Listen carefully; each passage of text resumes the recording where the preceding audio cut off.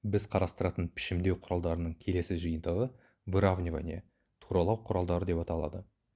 Оларды таспаның главная қойындысында қаріптер тобының оң жағында табуға болады. Туралау негізінен ұяшықтағы деректердің орналасуын өзгертуді білдіреді. Мысалы, егер мен барлық деректерімді таңдасам, қазір оның бір бөлігі солға, кейбіреулері оңға тураланғанын байқайсыз. Егер мен орталық туралау түймесін бассам, деректердің барлығы орталыққа тураланғанын көре аласыз. Оңға тураланғанын бассам, оңға қарай тураланады. Және бұл туралау деректердің көп бөлігі үшін жақсы көрінеді. Ал менеджерлердің атын солға туралау дұрысырақ болады. Біз қарастырған туралау көлденең туралауда қолданылады. Excel бағдарламасында тік туралауды да жасауға болады. Сонымен мен тақырыбымды басамын және орталық туралауды түймесін басамын. Тақырыбымыздың ұяшықтың дәл ортасына тураланғанын байқайсыз. Егер жоғарыға туралауды таңдасақ, енді тақырыбымыз ұяшықтың жоғарғы жағында орналасты, ал төменгі жағы босап қалды. Орталыққа туралауды қайта таңдайық, өйткені бұл біздің тақырыптарымызбен өте жақсы көрінеді. Енді осы жұмыс парағында және көптеген жұмыс парақтарында кездесетін мәселелердің бірі, кейде деректер ұяшыққа сыймай, ұяшықтың ішінде деректің жартысы көрінбей тұрады. Енді бұл мәселені шешудің көптеген жолдары бар. Бағанды қолмен кеңейту жақсы нұсқа, бірақ бұл жағдайда мен басқа құралды көрсетемін. Сонымен мен үшін қолжетімді басқа нұсқа переносить текст деген құрылғы пайдалану. Сонымен мен барлық тақырыптарымды таңдап, переносить текст батырмасын басамын. Сонымен бұл батырма көрінбейтін бөліктерін оқуға мүмкіндік береді. Содан кейін егер мен оны тігінен және көлденеңнен тураласам, тақырыптарым әлде қайда жақсы көрінетін болады.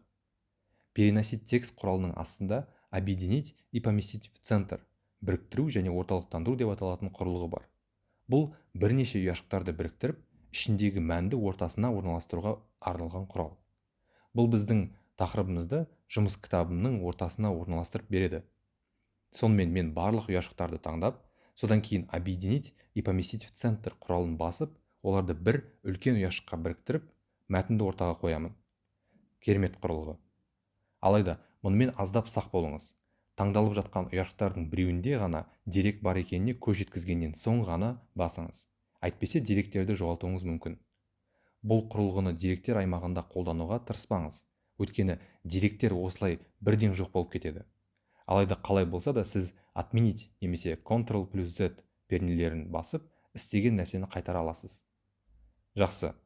Туралау бөлімінде қарастырылатын соңғы кішкене нәрсе бұл ориентация, яғни бағдарлау құралы. Бағандарды қолмен өте кең етпес үшін қолданылатын құралдардың бірі. Сонымен мен осы жерден тақырыптарымды таңдаймын, переносить текст құралын бір сәтке өшіремін. Содан кейін мен ориентация құралына келемін және против часовой стрелки сағат дәліне қарсы бұрышты таңдаймын. Сонда баған тақырыптары бағанды қатты кеңейтпей ашылады. Алайда егер сіз олардың таблица шетінен шығып тұрғанын қаламасаңыз, тағы бір нұсқа қарастыруға болады. Ол повернуть текст айналдыру құралы. Бұл нұсқада байқағаныңыздай баған ені қатты ашылмады.